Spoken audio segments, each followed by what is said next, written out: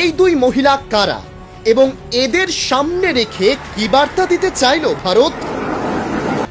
এই অপারেশনের নাম সিন্দুর রাখার কারণ হলো পেহেলগাঁওয়ের ঘটনায় যাদের মাথার সিঁদুর মুছে গিয়েছিল তারই বদলা নেওয়া হলো এই অভিযানে।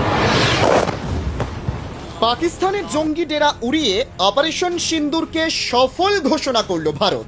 रात 1:05 से 1:30 बजे के बीच भारतीय सशस्त्र बलों द्वारा ऑपरेशन सिंदूर রাত 1:30 নাগাদ 25 মিনিটের অপারেশনে পাক অধিকৃত কাশ্মীরে 21টি জঙ্গি ডেরা ধূলিসাৎ করল ভারতীয় সেনা। সেনা সূত্রের দাবি, এতে শতাধিক জঙ্গি নিহত হয়েছে। মধ্যরাতের সিন্দুর অপারেশনের পর ভারতীয় সেনার তরফে দুই সিনিয়র মহিলা অফিসার কর্নেল সোফিয়া কুরেশি এবং ভারতীয় বিমান বাহিনীর উইং কমান্ডার ভূমিকা সিং প্রকাশ্যে আসেন। বলেন, এই অভিযান সফল হয়েছে এবং জঙ্গি ডেরা হিসেবে চিহ্নিত একাধিক দুর্গ মসজিদ ধূলিসাৎ হয়েছে। এবং জোর গলায় বলা হয়, এই হামলায় কোনো সাধারণ মানুষের মৃত্যু হয়নি। সকালের ওই কনফারেন্সে দুই মহিলার মুখ সামনে আসার পরেই ছবিও ভাইরাল হয়েছে দিনভর। আমজনতার প্রশ্ন, এই দুই মহিলা কারা এবং এদের সামনে রেখে কি বার্তা দিতে চাইল ভারত? প্রথমত, এই অপারেশনের নাম সিন্দুর রাখার কারণ হলো পেহেলগাঁওয়ের ঘটনায় যাদের মাথার সিঁদুর মুছে গিয়েছিল তারই বদলা নেওয়া হলো এই অভিযানে। দ্বিতীয়ত, এই অপারেশনের পর বিবৃতি জারি করতে গিয়ে কেন এই দুই মহিলা অফিসারকে সামনে রাখা হলো? মনে করা হচ্ছে এটি ভারতীয় সেনায় মহিলাদের ক্রমবর্ধমান গুরুত্ব বোঝাতে দেখানো হয়েছে। তাছাড়া কর্নেল সোফিয়া কুরেশি এবং উইং কমান্ডার ভূমিকা সিং দুজনেই অভিজ্ঞ এবং সম্মানিত অফিসার।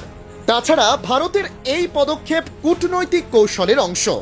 বিবৃতি জানাতে গিয়ে বিক্রম মিশ্র বলেন, এটা প্রত্যাঘাত জঙ্গি হামলার ঘটনার পাল্টা হিসেবে পাকিস্তানের জঙ্গি ডেরা গুড়িয়ে দিয়েছে ভারত, যা তাদের অধিকার ছিল। ऑपरेशन सिंदूर 22 अप्रैल को पहलगाम में हुए विभत्स आतंकवादी हमले के और उनके परिवारों को न्याय देने के लिए लॉन्च किया गया था।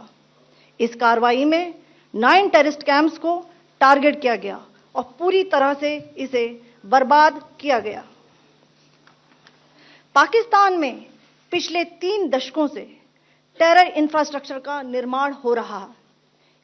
इसमें recruitment, indoctrination centres, training areas व लॉन्च पैड शामिल थे, जो पाकिस्तान और पाक अधिकृत जम्मू कश्मीर POJK दोनों में फैले हैं। Operation Sindoor was launched by Indian Armed Forces to deliver justice to the victims of Pahalgam terror attack and their families. 9 terrorist camps were targeted and successfully destroyed. Over the last 3 decades, Pakistan has systematically built terror infrastructure. It is a complex web of recruitment and और ये खास ध्यान दिया गया centers कि निर्दोष नागरिकों और सिविलियन इंस्टॉलेशन को नुकसान न पहुंचे।